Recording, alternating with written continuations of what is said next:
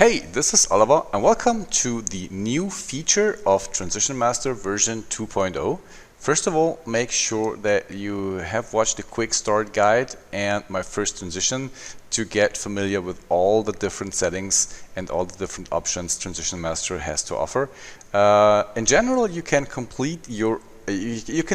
complete, unique and customizable transitions, and you can use them in Adobe Premiere, After Effects and DaVinci Resolve as a preset. And the new feature is, I think, amazing. So let's have a look on that. First, we apply Transition Master Pro to our footage. Let's go to the target layer, which is the man training workout. And if you go to the transition, you have a fade between those two clips. Okay? So these are movie clips. You can see that here. So you can choose from a ton of presets, of course. We have a lot of presets here. For example, the LED glitch. And if you go through that, you see this is what the transition will look like. And it's full customizable. You don't need After Effects, you don't need Fusion. It's all inside of this plugin. Okay? So, but let's reset all of this. We have our transition fading from this to this footage, and let's come to the new feature, which is in the remap section.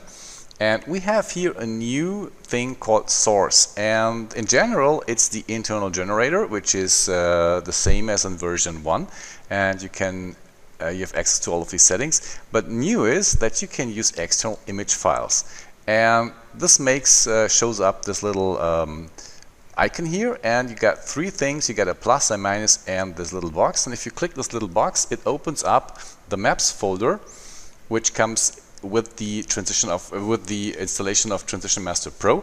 And you got a ton of maps to drive your transition. For example, let's choose this techno one and choose this one just to showcase you what happens. And right now nothing is really happening because it's not active. You have to choose that this map should modify the blend. And if you check that and you go through the transition, you will see that the transition is controlled by the black and white values of this image. And if you go to the plus and minus section, you can browse between all of those maps inside that folder. Okay? And if you click on that and you go to the map section, you can copy and paste via your operating systems your own artwork into that folder, and you have instantly access to all of your artwork. Okay, so let's go to box, for example. Here we go. Let's choose this one, say open, and now we have this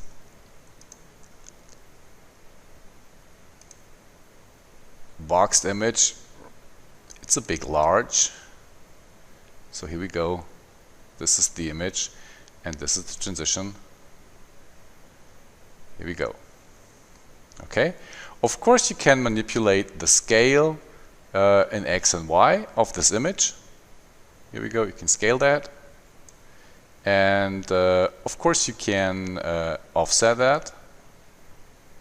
Oh, here's the scale. This is the offset. Sorry for that. You can offset the image. You can scale the image up and down in each direction, and you can rotate that. Okay. You have the option to clamp mode, so you can clamp the image. If it's onto clamp, it's only the image file. Here you can see that. Let me offset that a bit so we can see what's in. So we have this is the offset, and if you use this as a transition, you will see the left side is a regular transition and the right side is controlled by the image. So you have a clamp mode, and of course you can mirror that. If it's off, it's simply tiling it. Okay. You have control over the black and white values by using the base thing here. So you can control that, bring this back to 0.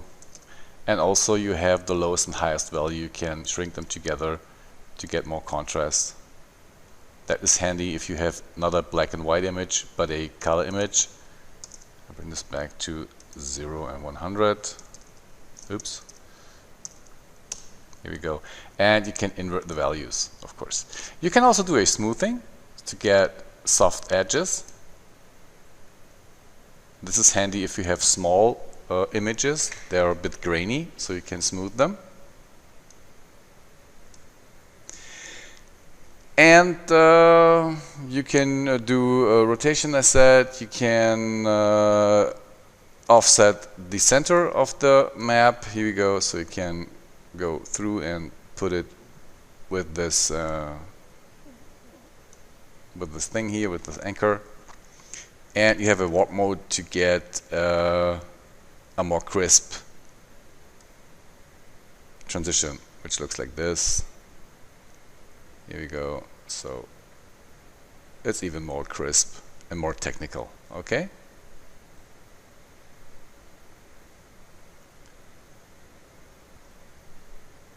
Cool. There's a new feature also. You can do this by using a layer. And we do so. We choose the roller coaster layer, which is a movie clip. And you can use this movie clip. So let's go and bring these values down to 0. And the scale also to 100. And let me show you the movie clip. So this is the clip we are talking about. So we have this footage, and we like to control the transition over the black and white values of this clip. So for that, first of all, one frame keyframe transition 0%, last frame transition 100%. And if you go through this now, you can see here in this area it starts to come over, and you have the movie clip in the background controlling the transition, the blend transition, which is right now only a blend, but it's cool for now. So this is also handy if you use a preset. You can customize this by using the remap function. So for example, let's go back to our LED glitch. So this is what we have now. So we have around here this LED glitch. Okay, and let's say you like to control this using an image. So first of all, you go to the remap section, you choose the external image file, and right away you have this image. Let me choose a smaller one because these are very big maps. Let's go to Perlin.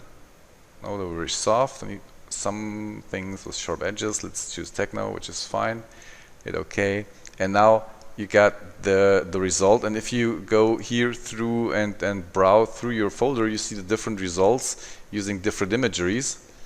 Okay, and of course you can manipulate the scale also, and you can use this also to use the background image to drive this transition, which is a cool effect. So I go to layer, I choose my roller coaster layer, and I make sure to have the scale to 100% to have the full image. And now you see this is the result. So it breaks away downwards, and you can see you got a very, very cool transition by simply using the layer of the image file. Okay, so these are the new features. I hope you like that. One thing to keep in mind is if you do a preset with a layer selected, that works in After Effects if you put the layer down below. That won't work in Premiere Pro or in DaVinci if you set that up in After Effects. So anything you do with the external image file, you can save down as preset, and you can reuse that in DaVinci Resolve as preset or in Premiere Pro as preset. So for my workflow, I set up my new transitions in After Effects. I have more control. I have this transform thing to play around, and if I'm happy, I save down the new transition as a preset to use them in my daily workflow for cuts. Yeah.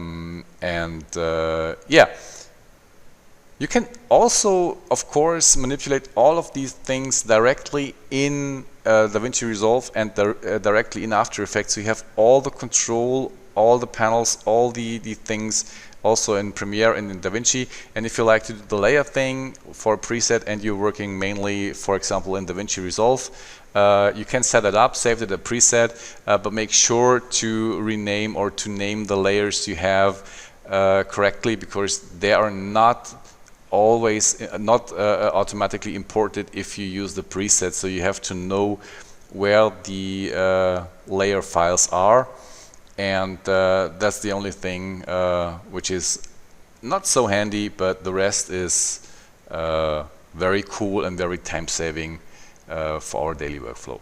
Hope you enjoyed that, and hope you enjoyed Transition Master. Thank you for watching. Bye.